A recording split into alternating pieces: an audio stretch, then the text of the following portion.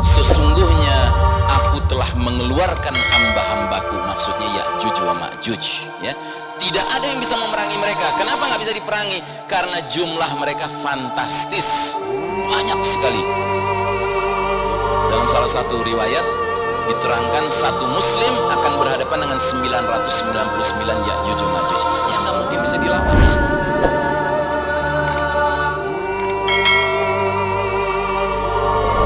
Maka Allah perintahkan kepada Isa alaihissalam, giringlah hamba-hambaku ke bukit Tur Sina maksudnya.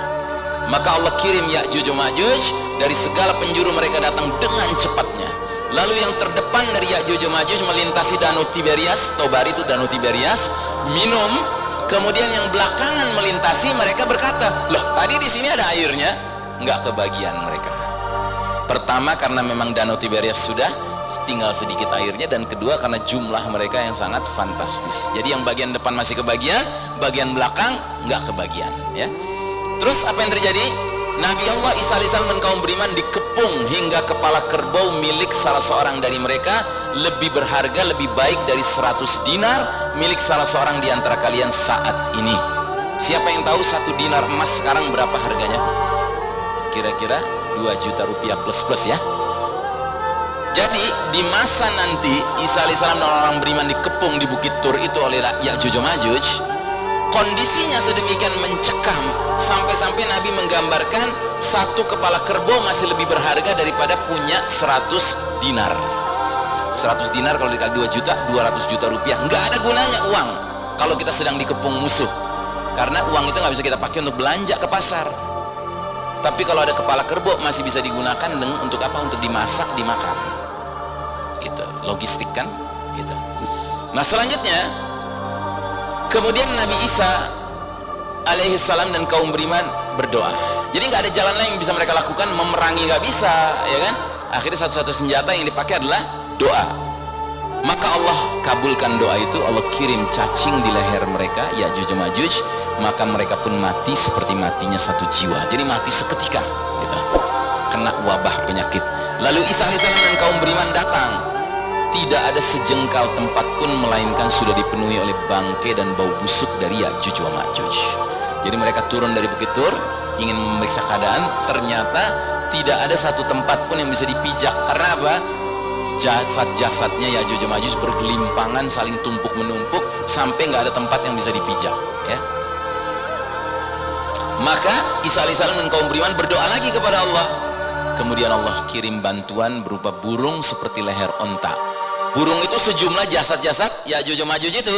Burung-burung itu membawa mereka, jasad-jasad Ya'juj wa Ma'juj, dan melemparkan mereka seperti yang dikehendaki Allah, ya.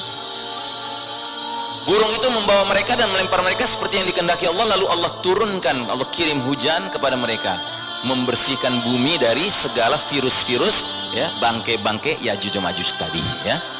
Maka tidak ada rumah dari bulu maupun rumah dari tanah yang menghalangi turunnya hujan. Hujan itu membasahi bumi sampai meninggalkan genangan di mana-mana. Allah berkahi kesuburannya sampai sekelompok manusia cukup dengan unta perahan, 1 kabilah cukup dengan sapi perahan, beberapa kerabat cukup dengan kambing perahan. Saat mereka seperti itu, tiba-tiba Allah kirim angin sepoi-sepoi, mencabut nyawa setiap mukmin dan muslim di bawah ketiak mereka. Dan orang-orang yang tersisa tinggallah manusia-manusia yang paling buruk. Nah mereka ini melakukan hubungan badan secara terang-terangan seperti keledai kawin.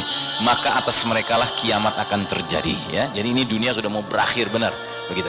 Nah tapi yang ingin saya gambarkan adalah setelah Ya'juj wa Ma'juj yang dibasmi oleh Allah Ta'ala, dunia mengalami kedamaian singkat sekali, tetapi kedamaian itu dirasakan betul, ya.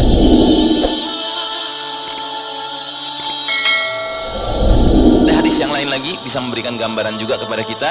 Dari Abu Sa'id Al-Khudri, kata Nabi SAW, Ya'juj wa Ma'juj akan dibukakan jalan keluarnya, lantas mereka keluar sebagaimana yang difirmankan Allah, hingga apabila dibukakan tembok Ya'juj wa Ma'juj, mereka turun dengan cepat dari seluruh tempat yang tinggi. Surat Al-Anbiya ayat 96.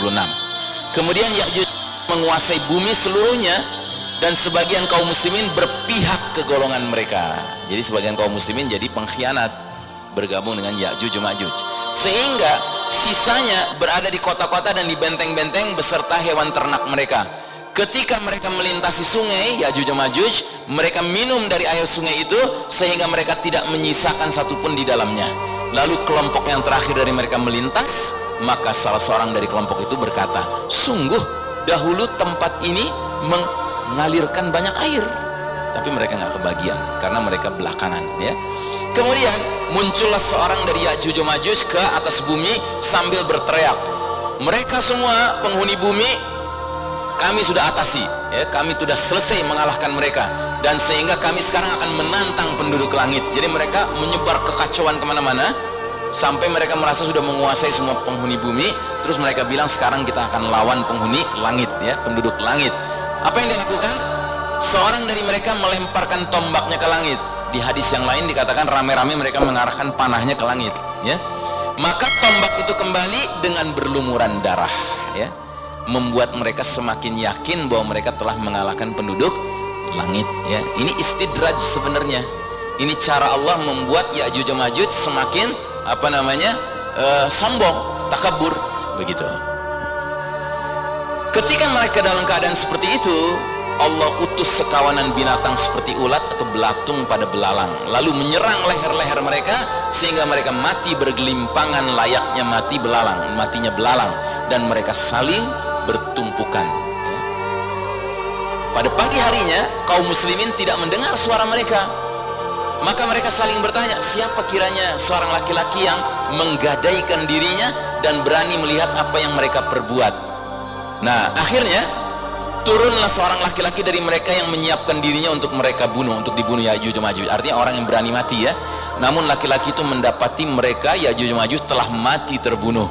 Maka dia pun berseru kepada kaum muslimin, bergembiralah kalian, musuh kalian telah binasa.